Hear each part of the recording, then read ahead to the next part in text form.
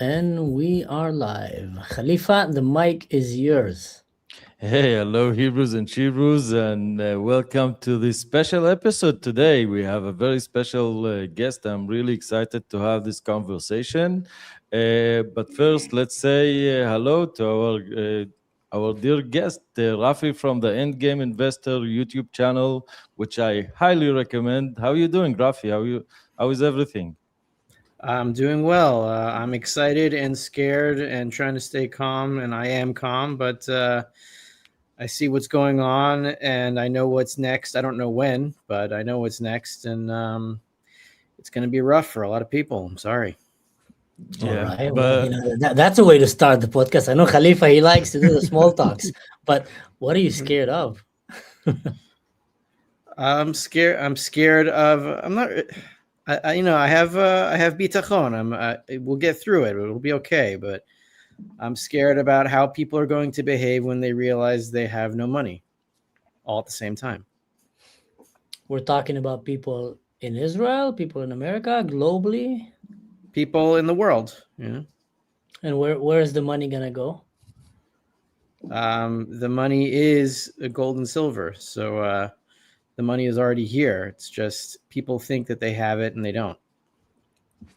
All right. But are you anticipating that something drastic is about to happen that will make things change? Because that's been for a very long time. Money is gold. We have in the bank fake money. Everybody's happy. Inflation. The government Yeah, make up money.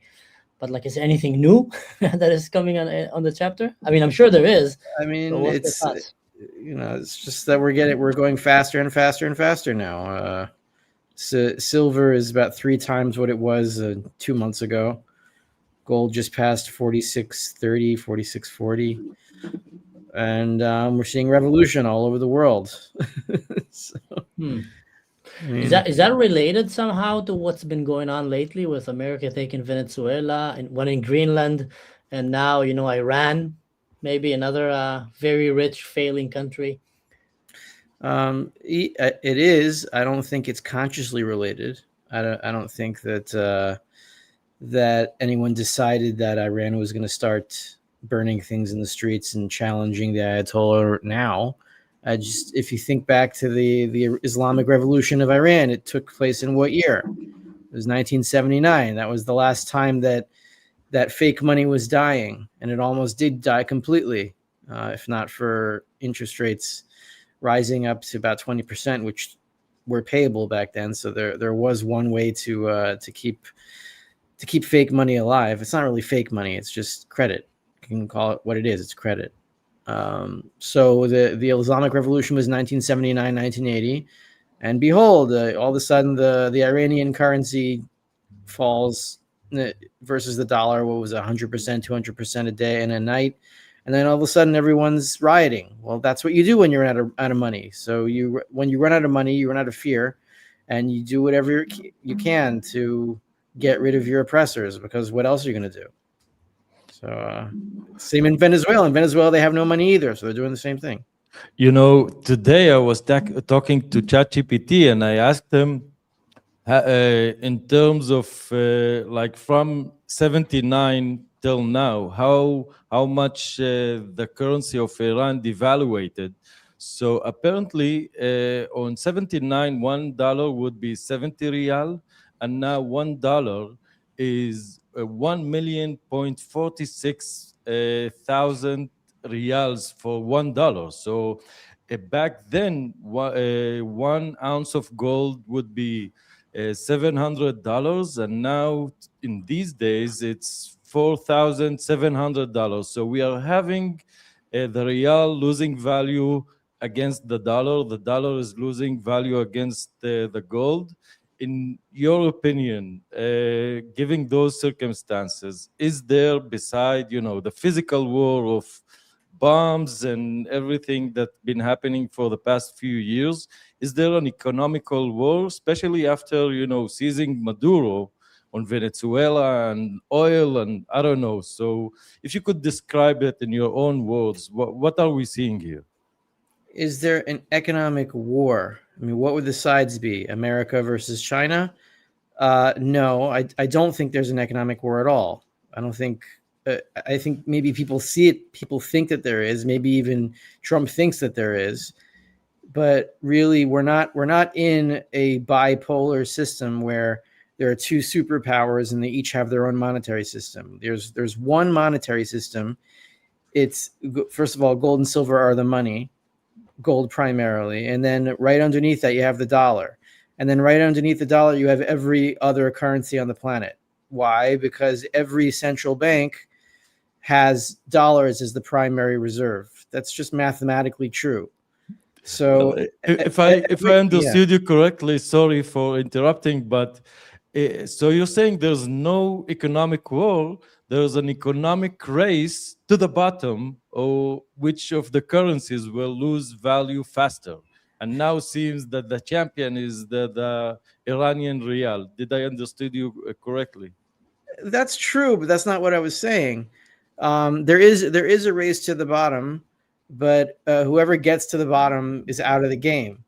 So I'm saying there's no war because there's only one power, and there's only one monetary power, and that's the United States. This was established in World War II when they took over the world and then put their dollars in every other central bank, and they're still in charge. So, given that they're still in charge, nobody can fight the dollar without fighting themselves, because every other currency is the dollar. There's only one currency. Everything else is a derivative of that currency.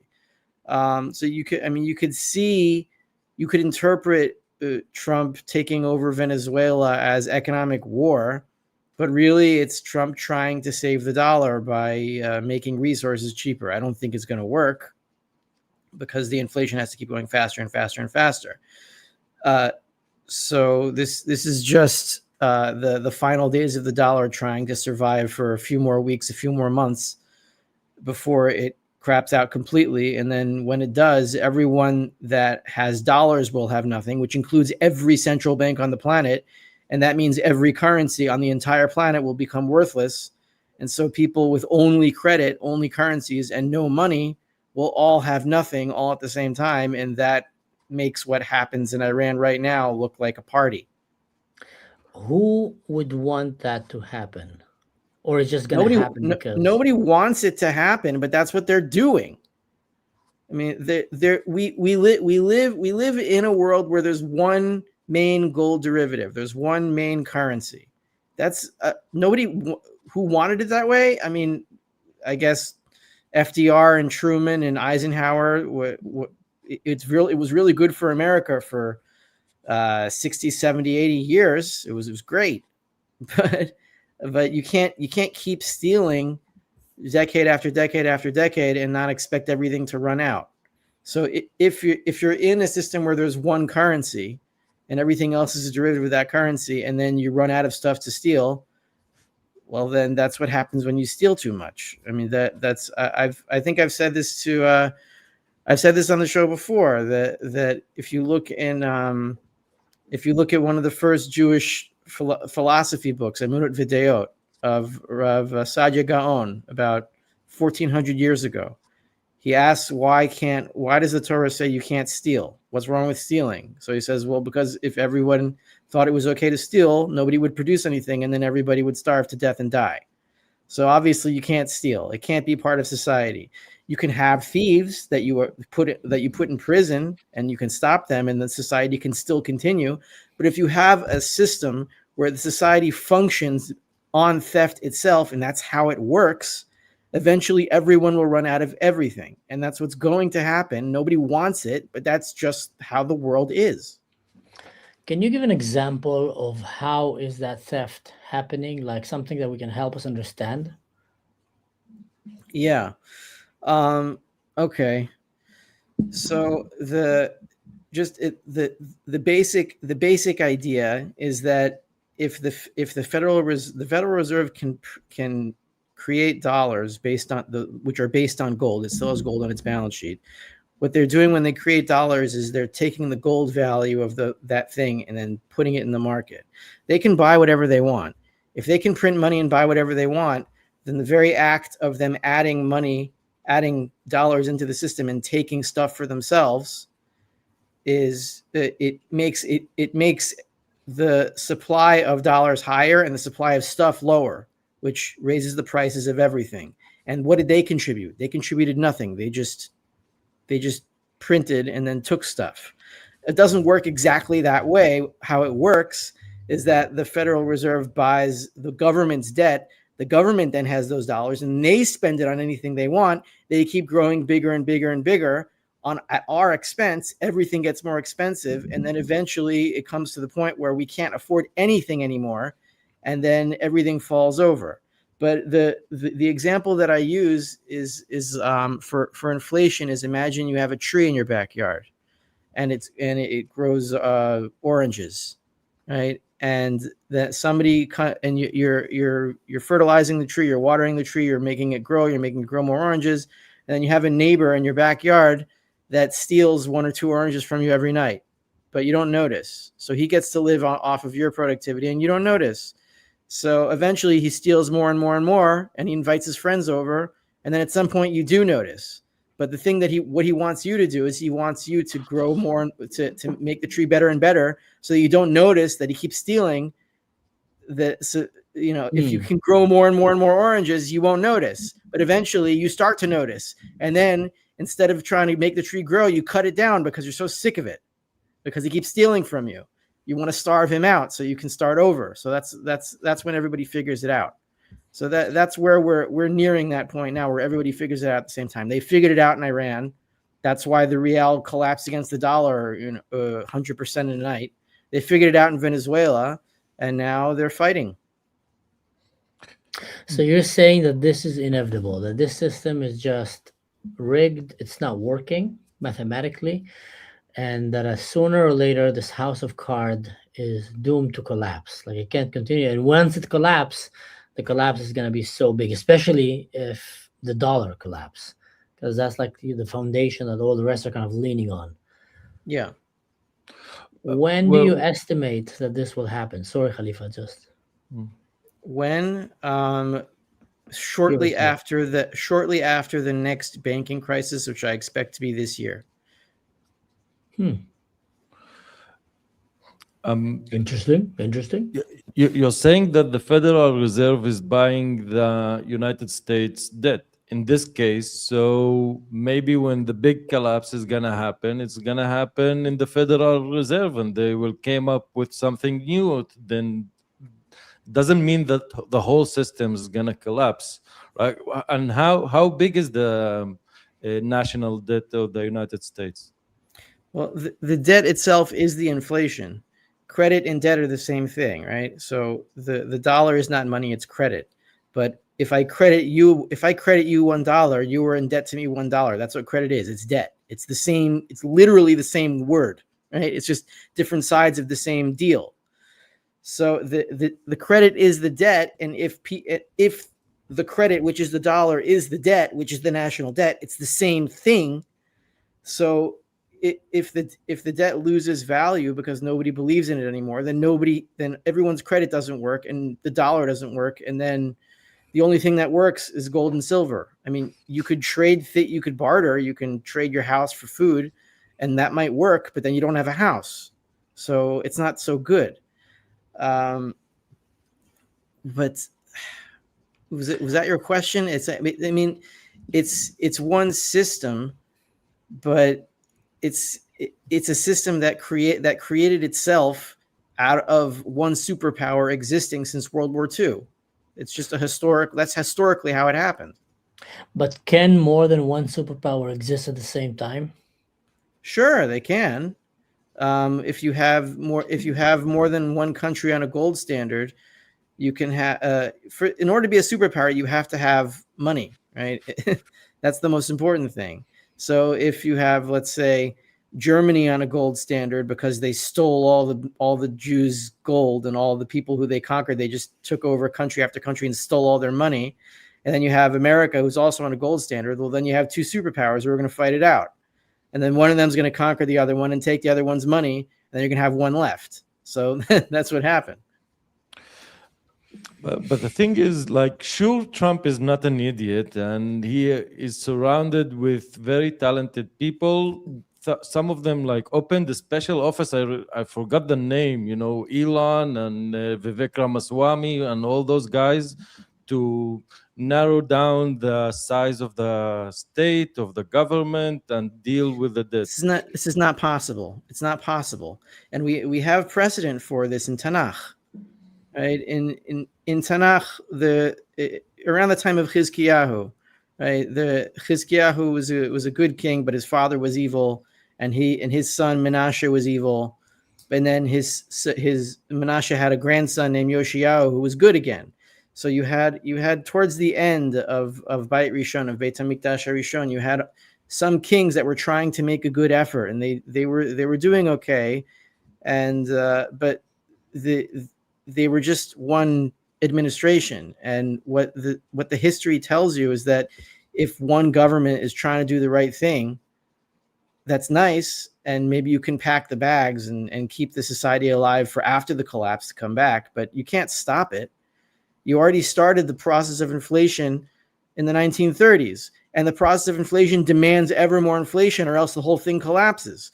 So if Trump really wanted to save the situation, he would have to get on TV and say, look, I'm going to fire the Fed. I'm going to tell them to stop printing all the dollars, and I'm going to let all the banks collapse, and all of you are going to lose everything in your bank account the next day or two, because once he announces that, it's going to happen. And then he's going to have to say, and whatever happens, you have to try to be Americans and not shoot each other in the streets, and then hopefully we'll get through it. He's not going to do that. He's right now he's doing the opposite. He's subpoenaing or investigating Jay Powell, the chairman of the Fed, for not printing enough money. No one can stop it. Inflationary systems need to continue to inflate, otherwise they die. Eventually they inflate so much that they die because they inflate too much, which is the end of every system, which is where they're headed. It's one or the other. It's going to end one way or the other. So you choose hyperinflation, you choose bank collapse. It's the same thing when it comes to gold. So all debts are paid, all sins are paid, all mistakes you have to pay for, and there's no way out of it. But the thing is, in order for the system to keep running, you need that all central banks of the states, like Israel, Europe, etc., to play along with that. But you need to have several of those start buying gold, for example, to try to save themselves for something, and this will make the system to collapse even further. Right? Yeah, I don't know if it would make it collapse even further if central banks buy gold. I don't think that central banks buying gold even matters at all. It might make it go faster, but it might not, because for example, what has been the biggest central bank gold buyer recently in the last, let's say, year or two? Turkey. Like how's the Turkish lira doing? Well, it's not. It's dead. So central banks buying gold doesn't make a difference, because what would make a difference is a central bank saying, well, we have some gold now, and we're going to make our currency convertible into gold at a fixed rate, and we're going to stop printing, and we're going to let our entire banking system in our country fall over and die. Is any central bank doing that? No. So what does it matter if they buy gold if nobody thinks that the central bank of Turkey is going to give you an ounce of gold for 1 million lira? They don't believe it, and they shouldn't believe it, because they won't. Ooh, how does a digital currency fit into that story? Does it have any chance of changing things, or it's just the same old? No, has no chance of changing anything. A central bank digital currency, you're talking about CBDCs, right? So we're already using a central bank digital currency every day, all the time.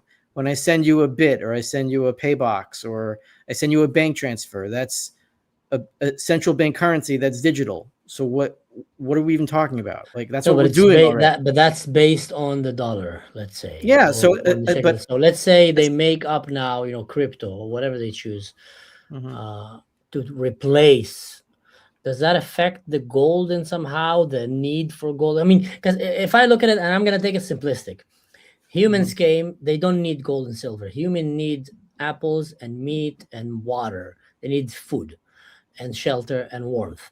Later on, they started the barter system and they chose, okay, we're going to start, I'll give you gold. It's rare. And you give me something. So primitive humans made up basically this currency. Could have been something else if cow poop was as rare as gold, we might be right now having cow poop in the Bank of Switzerland being kept there in boxes. So that's like what planet Earth provided. And that's what we made up as humans, as a society, to rely our entire economy on it. Can't something else just come and replace that? I know it sounds like a simplistic question, maybe a dumb question, but I mean, like, does it have to be on gold and silver, or before we end up entering this apocalypse vision that you're talking about, can something else replace it? No. All right. Why? Why not? Money. Look, nobody invented barter. Nobody invented money. Nobody invented trade. Like, okay, we evolved from apes. That I'm sorry I said that. Okay, we evolved from apes. Relax, everybody. It's okay. God And created apes. yeah, okay. And then suddenly our brains got big enough to decide, you know what? Maybe working together is better than killing each other for resources. So we started working together. And in order to work together, we need to trade. So we started trading things for other things. But there just like there are soft substances and there are hard substances in the world. Who made hard substances? Who made soft substances? Nobody made it. Nobody decided to invent a diamond. It just is. Nobody did. So also there are substances that trade better. There are substances that trade worse. So the ones that trade best, meaning they for whatever reason they trade best, they change value relative to other things the least. There's always going to be something, we call that liquidity. Okay, that's just the word we use to describe that thing. Just like the word I use to describe diamonds is hard. So, Mm-hmm. but nobody invented hardness. It's just a thing. Okay. Nobody invented liquidity either. So when you trade, you try to, if you want to trade better, you'll trade using the thing that's easier to trade with. And that just happens to be gold. So whether it's gold or whether it's cow manure, I don't care what it is, as long as it's the most liquid thing. There is nothing in the universe more liquid than gold. Nothing exists that's better. So nothing can replace it. That's all. Regarding central bank digital currencies, no, you can't. No, nobody has ever, in the history of humanity, started a currency system because they felt like this one would do better, right? It's always based on the previous price structure, right? Prices are not arbitrary numbers. They broadcast or they announce the relative supplies and demands of things in the world. And that information is extremely important, because without prices, we would not be able to trade. So if it's going to replace, it's going to have to be built on top of the price structure that exists today, which tells us the physical information that we need to know about what exists, what people want, how much we need to charge, and where we are in the division of labor today. The only reason you know what to do today is because you knew what to do yesterday, because certain prices exist, right? You can't just make them up. So if you're going to start a new currency system, you can say, oh, the old dollar is out, the new dollar is in, but still the new dollar has to be rested on top of the current dollar structure. You can't just make it up out of nothing. So a CBDC would rest on top of the dollar structure that exists today. And if the current dollar structure falls, so does the CBDC.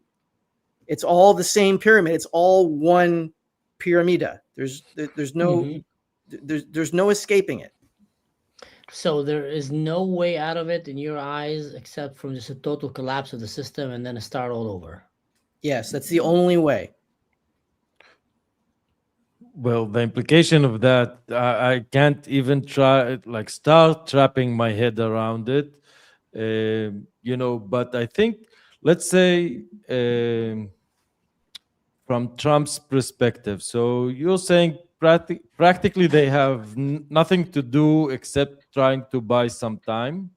But if they had to bet, maybe they could, bet on AI, that for some reason that it gonna increase productivity so much so that it will close the gap between, the debt and the scale of the total global economy.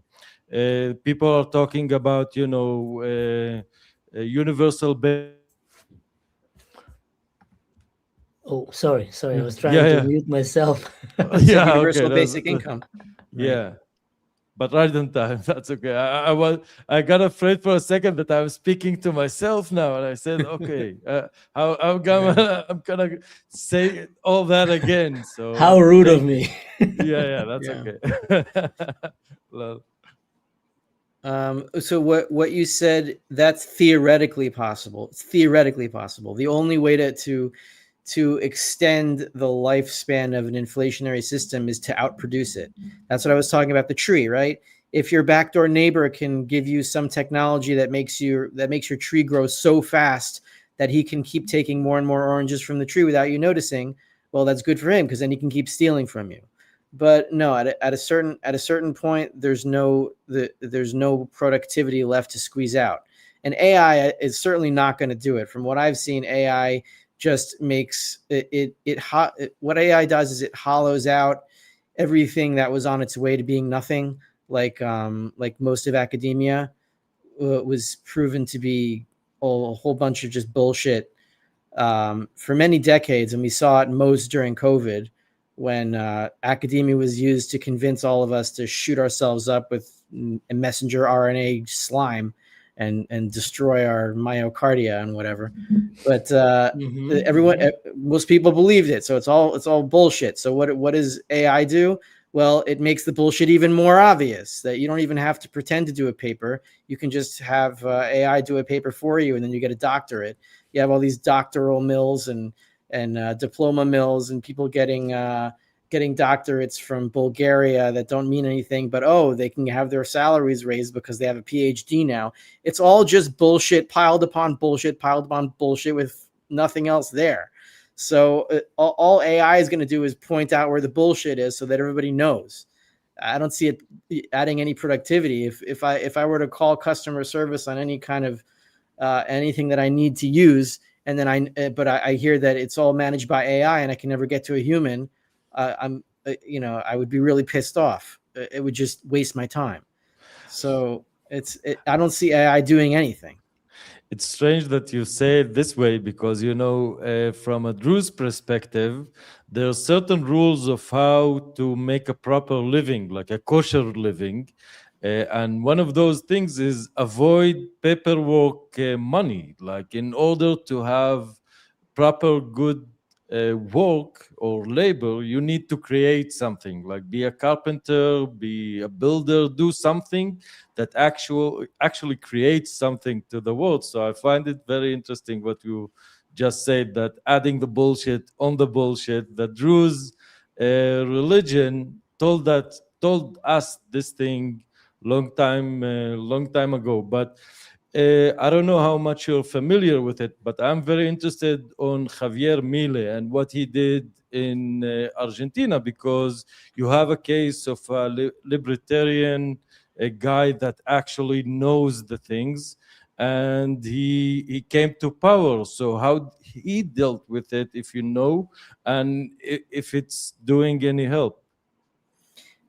He is doing a good job with what he can do.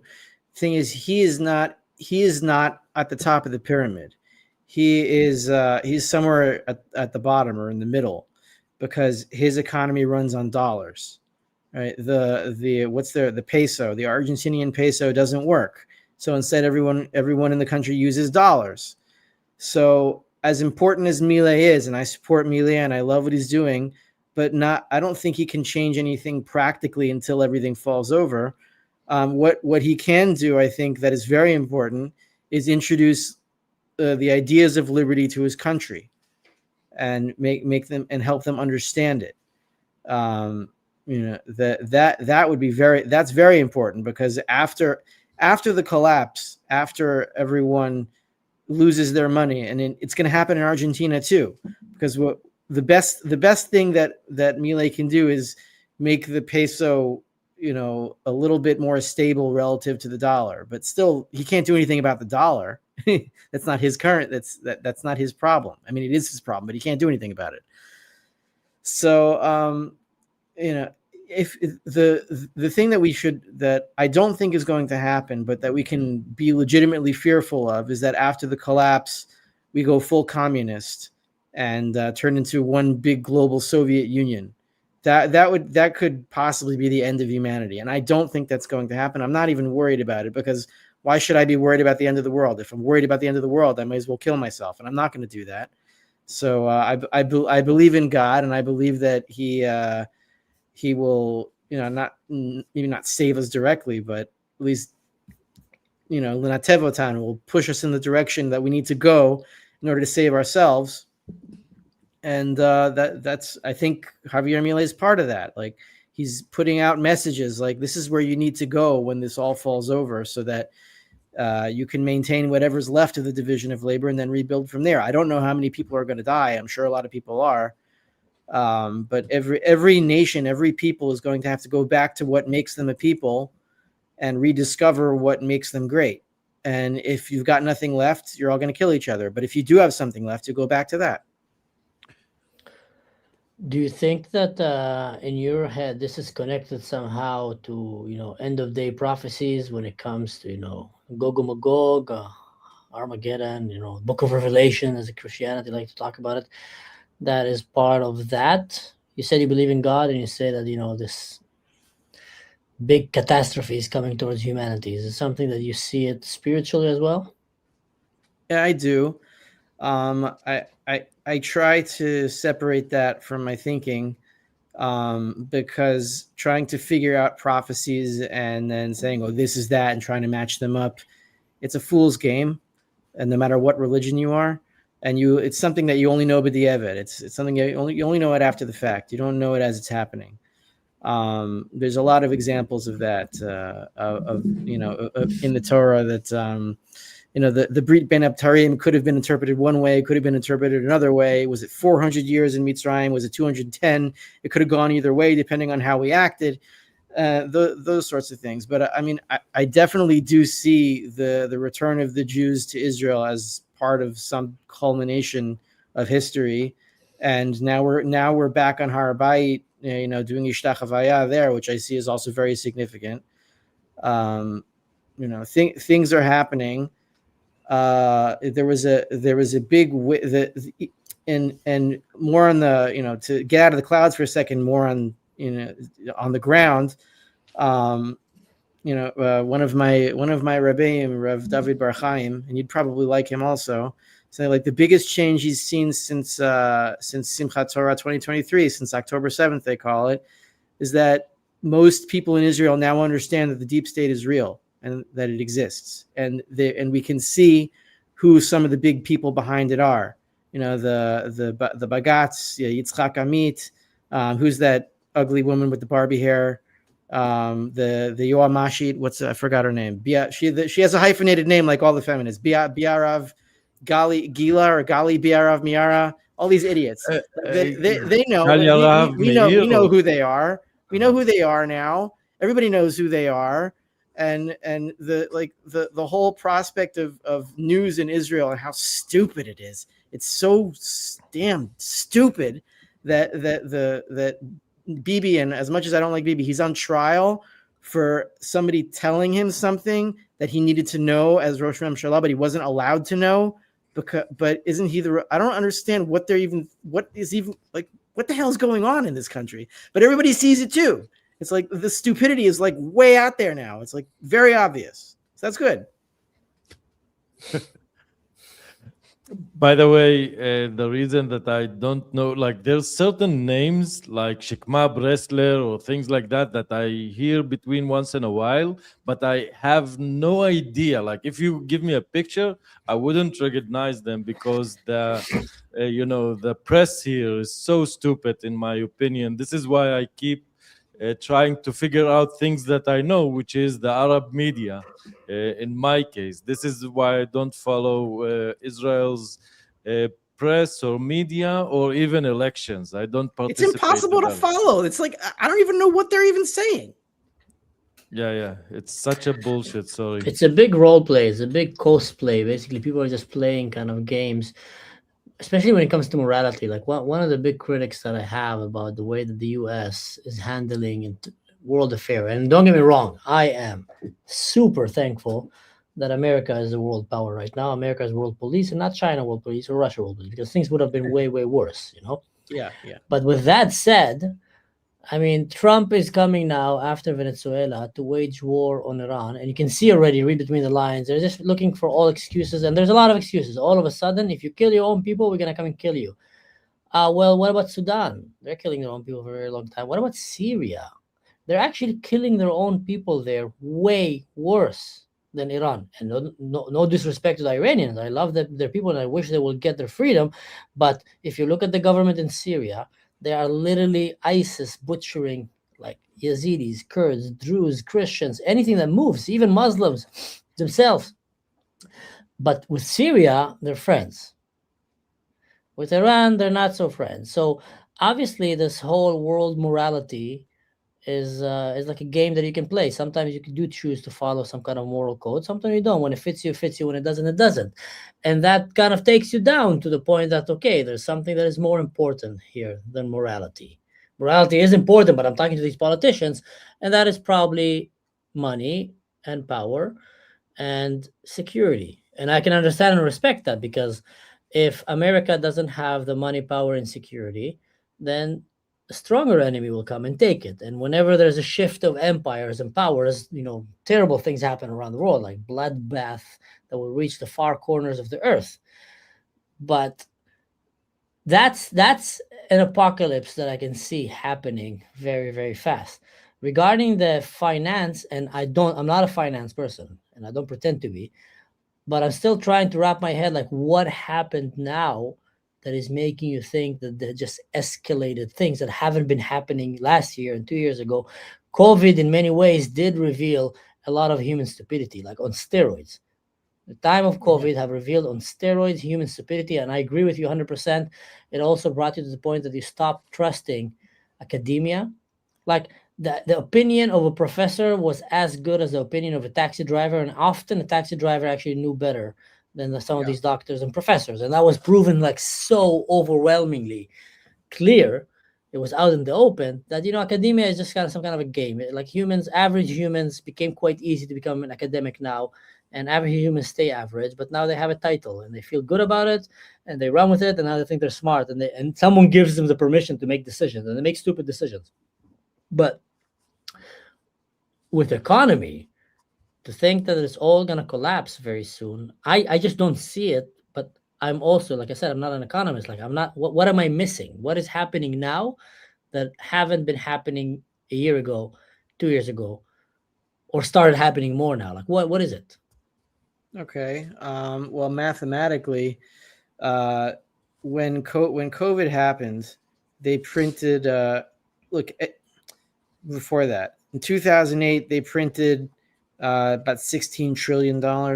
You can Google these headlines. The full scope of the bailout was about $16 trillion. And what we saw about it on the balance sheets was about 2 or 3 trillion through 2 or 3 years. But it was about what's 3 times, about 6-7 times that in the backdoor bailouts from what would be like central bank to central bank and stuff that we can't really see, or that I don't have any access to the information.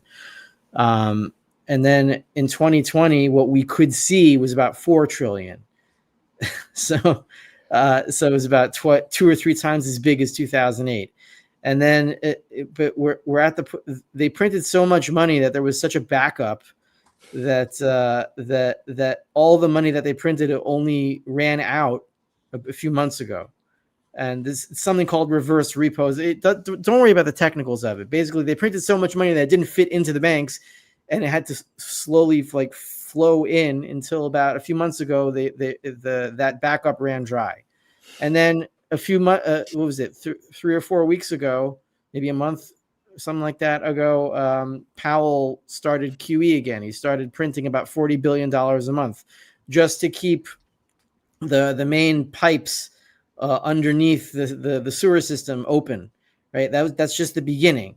So I'm saying that there's going to be one more banking crisis, and once that hits, they're going to have to print something between 10 and 15 trillion dollars out in the open of what we're going to be able to see, which means what we're not going to be able to see is going to have to be about 3-4 times that. So that's what, like 40-50 trillion dollars. That's the nature of how inflation works. It has to be bigger every time. It's an exponential curve.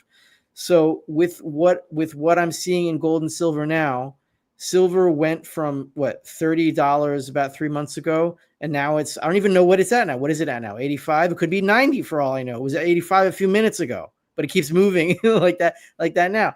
I mean, but if you understand that gold and silver are the money, but money is the most liquid commodity. If the money is going like this, like up, the money isn't really doing anything. It's the credit that's falling down. If the credit is falling down and everybody has credit, then sometime very soon, when the next bailout happens and they have to print $15 trillion in a night, the credit's going to go to zero, and it's going to go to zero in like a few days. I'm not saying a few days from now, but like once the next banking bailout starts, it's going to be a few days until the dollar is completely dead. Well, That would be interesting. we've been talking, like having this conversation a while ago, but just a reminder that there's, as we know, history tells us that there's connection between hyperinflation and war, like World War II.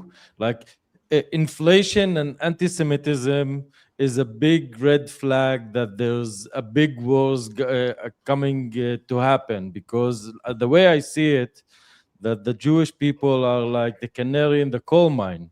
They are the first sign that something in the fabric of society is collapsing.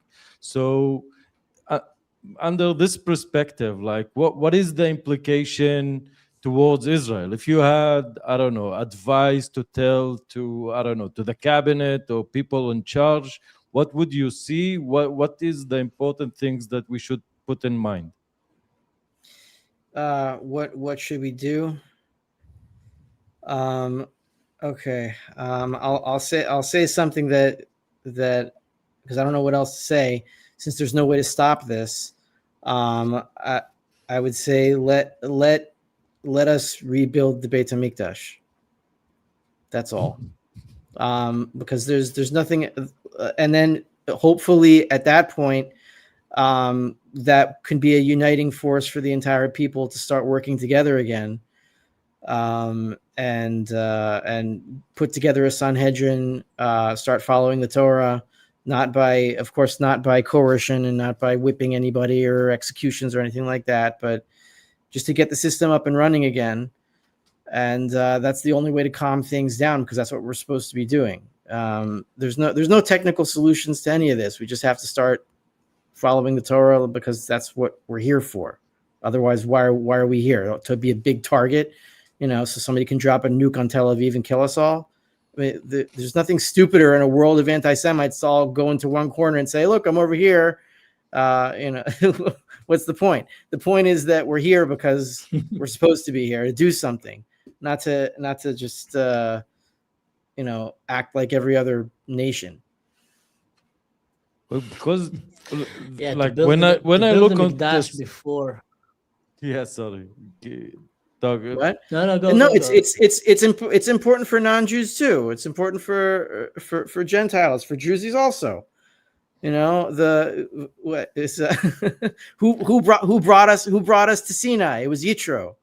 And we always say that Jews are Jews with no benefits. We are like the same, just without the IDF, or I don't know, the rich Uncle Sam from New York Yeah, or whatever without that the is. lobby, without the lobbies in America. Yeah, No, but but I'm saying, like, the thing yeah, is, The thing is very interesting. When you see, the horizon in Tel Aviv, for example, there's a lot of buildings and a lot of, infrastructure. But the way I see it, you look at physical debt. Like most of the apartments of the buildings, they are not owned by someone. You have a debt in front, like against this how do you call it? Yeah, Like, the everybody's in debt to everybody. The owner of the building is in debt to the owner of the mortgage-backed securities. The owner of the mortgage-backed securities is in debt to whoever he bought the mortgage-backed securities from, and that one's in debt to this. And then like everyone's in debt to everyone. It's a big giant circle jerk, and everyone is going to okay, I'm not going to finish that thought, but it's it's bad. It's bad, and there's no way out of it except just to stop this and stack money, and hopefully you can save as much as you can when everything falls apart. We need to, like, if the car is going to run out of gas, if the gas is money, or the gas right now is credit, and it keeps getting watered down and the engine's going to stall, then you're going to need people with money to fill the tank again and to start driving it. But we're going to be the ones with the money to do that. And and back to the Beit HaMikdash for a second, the idea of the place is to be the world's central bank. Like, you donate gold and silver there. I can imagine the administrators of the Beit HaMikdash, if they knew what they were doing, they would give out, credit based on whatever donations to the Beit HaMikdash. They wouldn't print it, and it would be a good currency system for the whole world to use. And that's how I imagine it. These are where my thoughts are going, because I see the end coming, and like, what are we doing here? And why is there like a giant gold dome on top of my temple? And it has, well, I think gold has to do with it. There's something there, and central banks have done a very, very bad job of managing our money because they've been stealing all of it. So we need someone in charge of it who won't steal it. And hopefully we'll have that job. I don't know. I mean, I'm guessing from what Yosef did in Mitzrayim, he took all the money, and if they were nice to us, maybe they could have kept it, but then we had to take it all. The thing is here is, and I'm not trying to challenge your faith in any way. I'm just kind of, philosophically maybe debating or trying to think out loud with myself. The whole idea of the Beit HaMikdash is God, Elohim, Ashkina. If there is no God, there's no sense for the Beit HaMikdash. It's just a bunch of rocks and people walking around. They can build whatever they want. Exactly. And yeah. if you go through the idea of rebuilding the Beit HaMikdash, so at least what we know from the scriptures in Judaism and other religions as well, that kind of believe that they saw some kind of a glimpse of what is happened to come. When the day of the Beit HaMikdash will be restored again, and peace on earth, and God will come and dwell among us, and etc., it always came after a huge apocalypse, like a huge tribulation. So it's like, from what I'm understanding, is in a way, it's a doomsday kind of philosophy economically. Like, let's expedite the doomsday, because what if the Jews now build the Beit HaMikdash in Jerusalem? I'm not against it. I mean, let them do it if they want and if they could. But if they did it, then what? God is going to come and dwell in it now, and then peace on earth? Like, China would abandon their nukes, or, people would think like, okay, good, all the Jews are in one place. I don't know. Like, it's not going to stop the hatred. It's not going to stop the wars. That's not going to solve the economy. Well, first of all, factually, what you're saying is not true. The second Beit HaMikdash was rebuilt in a time of relative peace. Koresh Melech Paras gave us permission to do it, and we just did it. And it took a lot of infighting, because we were dealing with the people who were there who didn't want us to do it, and eventually we did it, and then things got steadied after that. It took maybe a few decades, but there was no big war at that point. It was pretty peaceful. We didn't have to conquer the land again. I'll reframe what I said. You're right, yeah. But the point is the Beit HaMikdash existed throughout numerous of generations through Jewish and world history, but there wasn't world peace when it existed.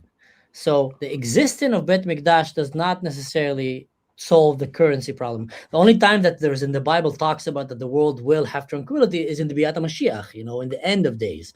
So Just the Jews building the Beit HaMikdash now, how does that solve any economical problem around the world? Like any, like literally It any. wouldn't. It wouldn't. It wouldn't. I wouldn't be building. The point of it is not to solve the world's economic problems, but it's what we have to do now to further whatever historical reason that we're here for.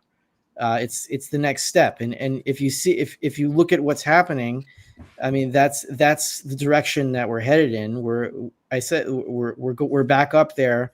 We're bowing down again. We're praying there, and so the next obvious step is to start a mizbeach, to offer some korbanot, and that's what happened also in Sefer Ezra. It didn't start with the building of the temple itself. It started with the mizbeach. So you start with small steps, and you see what happens.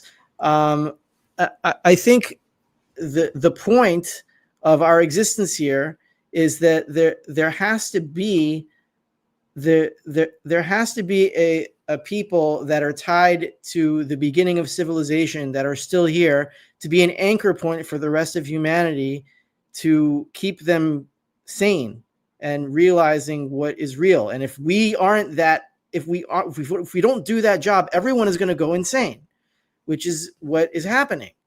Kind of everybody is already insane. Yeah, I know, because we suck at this. That's the problem. They kind of very much go in that direction, and the Yeah. further they go away from, call it Judaic Christian kind of values, which Christians built on Judaic values, the further they go away from that, the Ten Commandments and these things, I see. Well, at least from what I'm seeing, morality is going down. Like someone once told me something very nice. Said if people would literally keep the Ten Commandments, just these ones, like literally keep the Ten Commandments, simple commandments. When you think about it, it's not like it's not simple, but it's like very easily explained. Like don't steal, don't cheat, don't be jealous, don't murder. So if people will keep these, respect your father and your mother, if people will keep these commandments, their life will drastically just become better, like extremely better. Yes. So there is some simplicity in the word of God, in the Bible, in these ancient instructions that came, that I think, people are getting away from it. And when you go away from it, you create a vacuum, and something will fill that vacuum. Some kind of a void will be filled. And usually it's not filled with a better moral system. I haven't found yet a functional, better moral system that actually worked. Like people tell me like academy and science. Well, look at Europe. It doesn't look like a happier place and a more moral place to me right now. It's not. So that doesn't necessarily, they actually, maybe for a while, people will be happy and do whatever they want and feel good about it. But then later on, they start welcoming like devastating ideologies.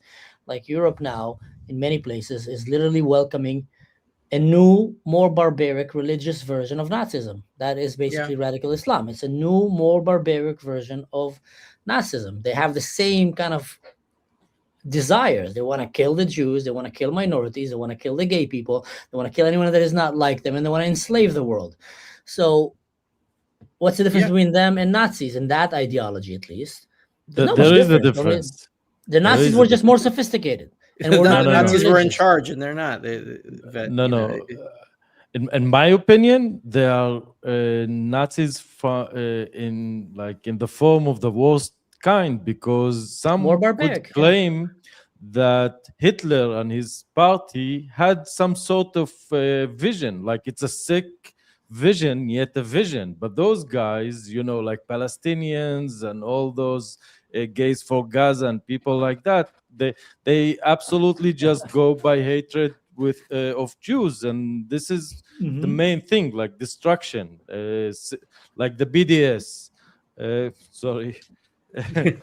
So, and I think that it's not a chance that we gathered here to talk about economics, and we always keep going down the conversation goes to the path of morality, because there's a depressing aspect of what we are discussing here, that most of the world's leaders are basically thieves.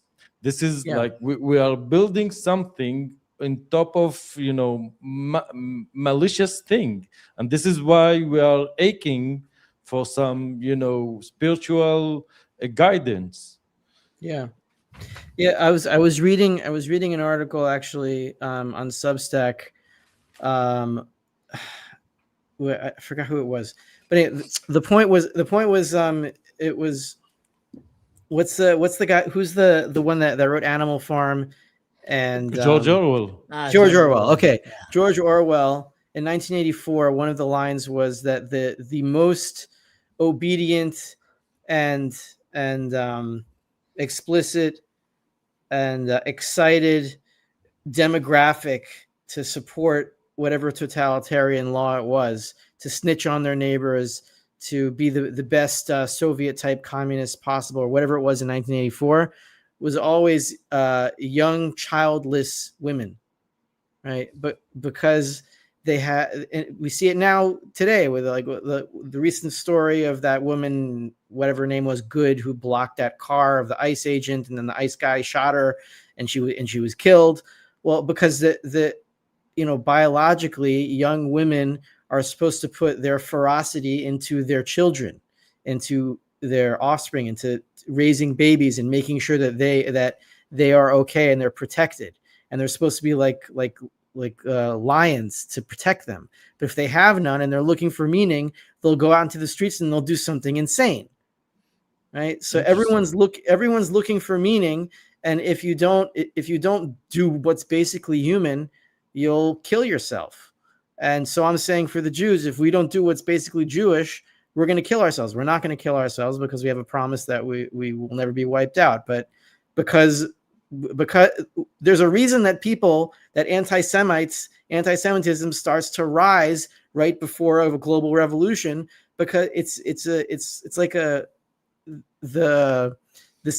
mental system of humanity as a human race saying, the people that are supposed to be in charge of morality, they're not doing very well, and it's their fault, and so they blame us, and they're not entirely wrong. Wow, interesting. Yeah, that kind of remind me one of the most fascinating verses that I ever read in the Bible, and I love the Bible. I mean, when I finished my service as an officer in the IDF, I went and I walked the whole Israel Trail, with the Bible, basically this one particularly, in my hand, and I went and I read it in all the places. Well, at least some of the places where it happened, because not everything you can reach right now. Later on, I went and I walked all of Jordan also. So I did the Abraham Trail, basically. So I think I'm the first Israeli after Abraham that walked all of Jordan by foot. I don't know if anyone else did it. not many that I know did it and stayed alive to do it. I even got kidnapped when I did that. Well, bottom line is, I was fascinated. I said, you know what? I live in this land and I want to get to understand it better, and I want to understand its Bible better. And one of the verses that I read back then that was fascinating for me, and I feel like it can be more accurate than that, is in the book of Zechariah, chapter 12. And I'll read it in English here because I used to read it in Hebrew, but it says like this, verse 2.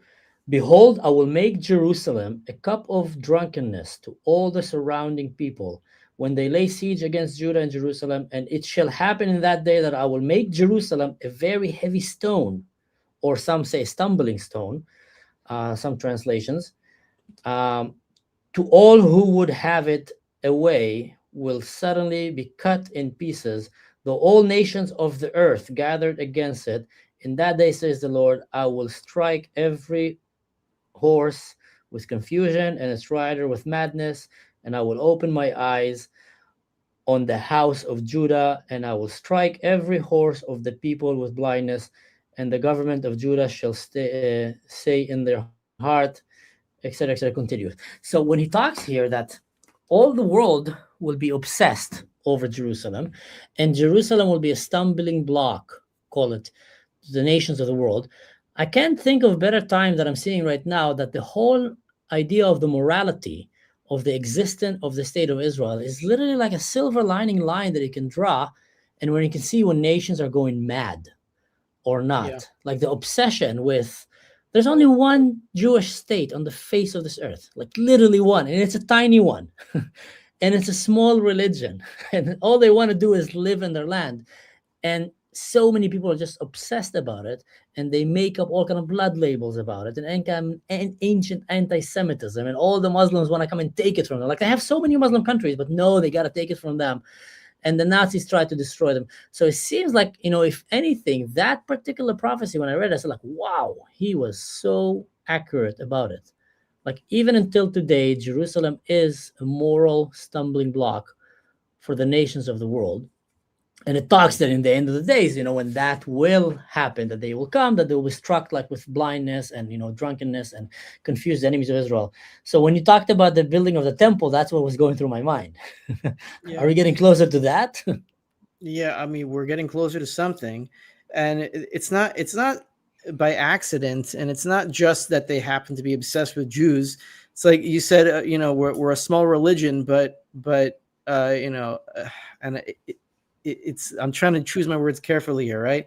The supply of gold is small relative to the supply of credit, but the supply of credit is a derivative of gold. It has to be a derivative of gold in order to take value from that. I mean, Christianity is derived from Judaism. There would be no Christianity without Judaism.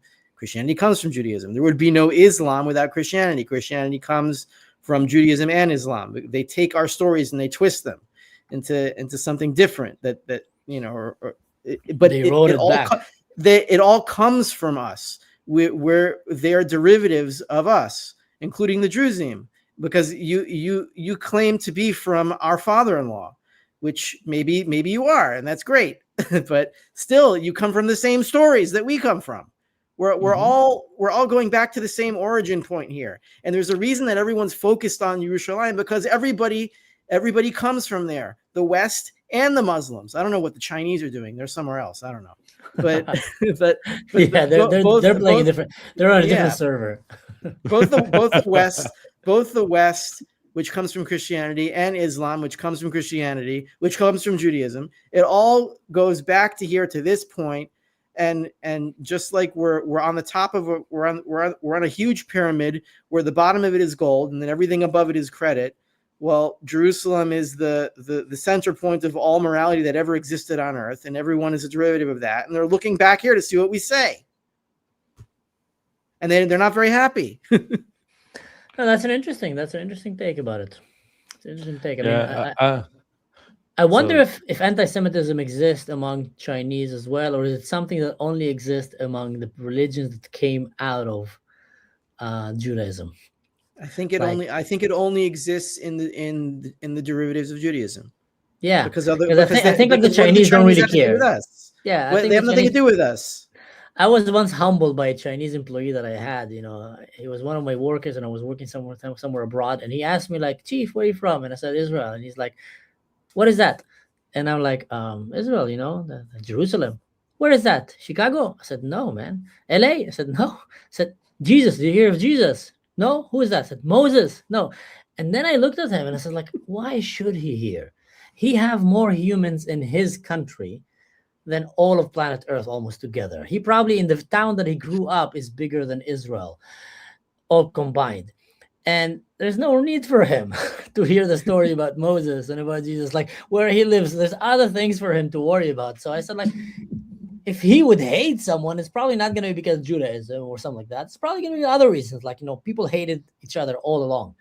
Like, only today you see tourism and you think it's cute. Like, back in the days, if you saw Asian people coming to your country, run away. That's like the Mongols. They came to plunder and kill everyone around. That was not like Japanese tourists who came to take pictures. It's only in the last, maybe 100 years that we started having tourism, where we said, it's so cute. People from another culture came to take pictures next to my statues. So I think, anti-Semitism probably is in that ecosystem of Judaic, Christian, Islamic religions. I think that's where it goes down. Maybe I'm wrong, but just no, you're right. It is. That's kind of I'm thinking out loud. Good point. Okay, should we wrap it up? We need to finish with something more optimistic. Like I was. That was a doomsday. That was a doomsday. Everything will be fine after the end game. It's just a question of getting through it. Everything. So what? It can't get any worse than COVID. It can't. I mean, it's someone is standing somewhere and saying, "Hold my beer right now." Hold my vaccine. Hold my vaccine for a second and just let me go and prove you wrong. I hope not.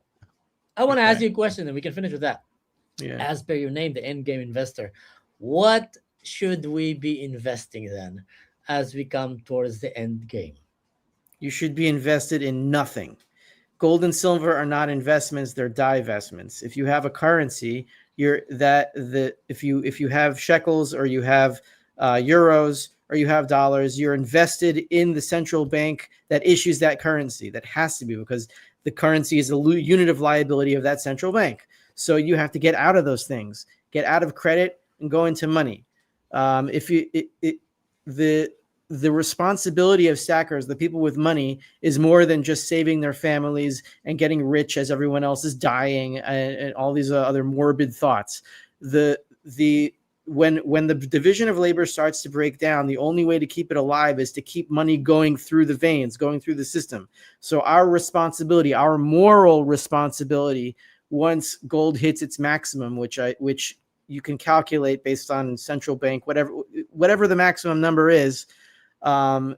Once we hit that, it's our moral duty to spend as much as possible, as fast as possible, and get the money spreading as quickly as possible to save lives. And that's what I will do. That's a good advice. I think invest in nothing is probably a very good thing, because everything earthly that we have here, if you came to earth naked, you came here naked with nothing, you'll go with nothing. Someone here wrote, my thoughts on the Old Testament are this: did Jesus Christ write it, and is it an historical account of events and people of that time? Different people records what they witnessed according to. Well, undoubtedly Jesus Christ did not write it. That is very easy to answer. Is Jesus Christ, as per the Christianity, have a very important role? Yes, they believe that he is the Messiah, the Son of God, the God that came in flesh, and have a plan for salvation. So if you take that and you say the Bible was written through the Holy Spirit and guided by God, who went and guided all the writers, and you can come and say, yes, okay. But in general, to answer that question very directly and very dry on paper, not theology, Jesus Christ, at least in my opinion and understanding, did not write the Bible. Is it a historical book? It's probably the only faith-based book that is extremely historically accurate. Like, there was not a single chapter or something in that book that was not proven historically in terms of where it happened, when it happened, and the characters that it talked about. It was never meant to be a book of history, and you can correct me if I'm wrong. It was more a book of faith and a connection between God and man, and some rules how to govern life and society, and a moral code that is based on a religion, but it's very much connected to history. So the kings that are mentioned in it, there's literally a lot of coins and archaeology that is found that actually proved about it, and many of the histories that happened. And not only that, it's an extremely fascinating book that was written by many different prophets in many different times, sometimes in different languages, but somehow that book have the same silver lining of story that's still connected. So a lot of people see that as either they were very, very good in keeping a story from ear to mouth, but if I come now and I tell you a secret, and that secret will be, let's say, I want to order pizza pepperoni and have some goat cheese on it, but don't forget the car keys. And I whisper it to Rafi, and Rafi whisper it to Khalifa here, and Khalifa whisper it to his friend. If I'll come back after 20 people, I will have a complete different story. I've tried that game with many, many friends and many soldiers of mine in the army. It's so easy to destroy a story or change it. But somehow the Bible, because they were so zealous about it, or maybe some people would say because there was some kind of godly intervention, have managed to stay very accurate to how it was written. And the best example for that is the Qumran scroll. When they found the book of Isaiah and other books in the Qumran scroll, and they came and put them one-to-one next to the Bible that you teach in school today, they found like, oh my God, it's literally written almost the same. And there's like about more than 2,000 years in between. So how did that happen? These are the oldest scrolls to be retrieved, in the desert, in the Dead Sea. So in that aspect, I think the Bible is in some way a historical book, but it was never meant to be a book about teaching history. It was more of a religious book. Rafi, I don't know if you have any other opinions about it, but I just felt like answering that question. Okay. Well, I mean, I don't. I've never read the Christian Bible, so I can't really say much about that. But the Hebrew Bible, the Tanakh, is written in a historical context, and a lot of it is just straight up history. Like Ezra and Nehemiah is mostly just historical events, one after the other, just chronicling it. And some of it isn't at all. Some of it's poetry. So it's the story of a civilization, and the civilization's history, the civilization's poetry, the civilization's way of looking at the world and seeing its responsibility in that world and what it's supposed to be doing. and that's what it is. It's a Mhm. Colel thing. It's all encompassing, not just history, but based on it. Yeah, yeah. Well, we can talk about this, guys, in another episode because these are really Yeah. cool questions, and I have an opinion about it. But we just want to finish today, and we want to thank our guest here, Rafi, which is a beautiful name, by the way. My kid is named Raphael. I don't know if Rafi is a shortcut of Raphael, but if it is, It is. It I is. love that name. And I want to thank you so much for coming here. And it was a fascinating conversation. We went through a lot of things here, from philosophy to economy to doomsday and to current political event. And I really enjoyed it. I hope the crowd here enjoyed it as well. Don't forget to do the like, share, subscribe, and also remember that Rafael here, Rafi, have his own YouTube channel, which is called the Endgame Investor, correct?